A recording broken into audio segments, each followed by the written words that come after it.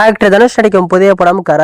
இந்த படத்துக்கான pre release event சமீபத்துல சென்னை நடந்துச்சு. ஆக்டர் தனுஷ் சார் பேசினாரு. இவர் என்ன பேசினார் அப்படின்னா, நீங்க பேச விடாம நடுவுல கேட்டுட்டே இருப்பீங்க. நான் சொல்றேன், வடச்சென்னை டூ ஜெயிக்கிறோமோ இல்லையோ முதல்ல சண்டை செய்யணும். நீங்க நினைக்கிற அளவுக்கு கூட தூரம் இல்ல, கிட்ட வந்துருச்சு. அன்புவின் எழுச்சி விரைவில் அப்படின்னு இவர் பேசிருக்காரு. இதை வச்சு பார்க்கும்போது இந்த படத்துக்கான அனௌன்ஸ்மெண்ட் வரப்போகுது அப்படிங்கிறது நல்லாவே தெரியுது. நம்ம பொறுமை வெயிட் பண்ணி பார்க்கலாம். யார் யாரெல்லாம் வடச்சென்னை டூ படத்துக்கு வெயிட் பண்றீங்க, இதை பத்தி உங்களோட ஒப்பீனியன் மறக்காம கமெண்ட்ல சொல்லுங்க. தலைப்பிற்கு கலவையான வரவேற்பு இருப்பதாக விக்னேஷ் ராஜா கூறினார். ஆனா நான் இந்த படம் நிச்சயம் வெற்றி பெறும் அப்படின்னு அவர்கிட்ட சொன்னேன். ஏனென்றால் இது எனக்கு முன்பு நடந்திருக்கிறது. சில ஆண்டுகளுக்கு முன்பு 3-4 படங்கள் சரியாக போகல. பிறகு எனது அடுத்த படத்திற்கு வேலையில்லாப்பட்டதர் அப்படின்னு பெயர் வச்சோம். அவர்கள் தலைப்பு தான் குறை என்றார்கள். மேலும் டீசர் ஒன்றும் இல்லைன்னு சொன்னாங்க. மீதமெல்லாம் வரலாறு. இதேதான் திருச்சிற்றம்பலம் படத்துக்கு நடந்தது. சிலர் தலைப்பிற்கு எந்த வரவேற்பும் இல்லை என்றார்கள். மீதமெல்லாம் வரலாறு. அதனால் படத்திற்கு தான் தலைப்பு அப்படின்னு சொன்னாங்க. எண்ணம் போல்தான் வாழ்க்கை. வழக்கமாக நான் எந்த பேட்டியையும் பார்ப்பதில்லை. ரொம்ப சந்தோஷமா பேசுறேன். ஆனா விக்னேஷ் ராஜாவோட பேட்டிகளை பார்த்தேன். அவரை பார்க்கும் போது எனக்கு சஞ்சு சாம்சன் ஞாபகம் வந்தது. சஞ்சு சாம்சன் எப்போதும் அமைதியாக இருப்பார். ஆனா அவரோட சம்பவம் எப்போதும் தரமா இருக்கும். அதே மாதிரி ஒரு ஆளு ஐஸ்வர்யா சார், இது உங்க 25வது படம். எனக்கு 25வது படம் கிடைச்சதுல பெரிய அதிர்ஷ்டம். அது உங்க படத்திலையும் பிரதிபலிக்கும்னு நம்புறேன்.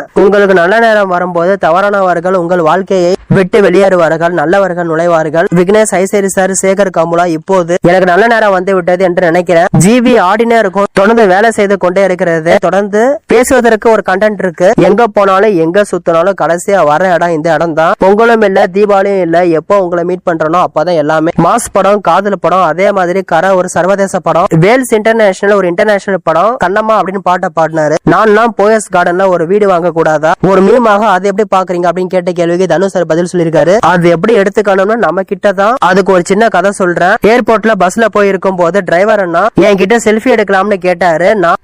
நான் யார்கிட்டயும் செல்ஃபி எடுக்கிறது சொன்னது என் பையனுக்கு பெரிய இன்ஸ்பிரேஷனா இருந்துச்சு சார் அப்படின்னு சொன்னாரு. சோ அதான் இன்ஸ்பிரேஷன்.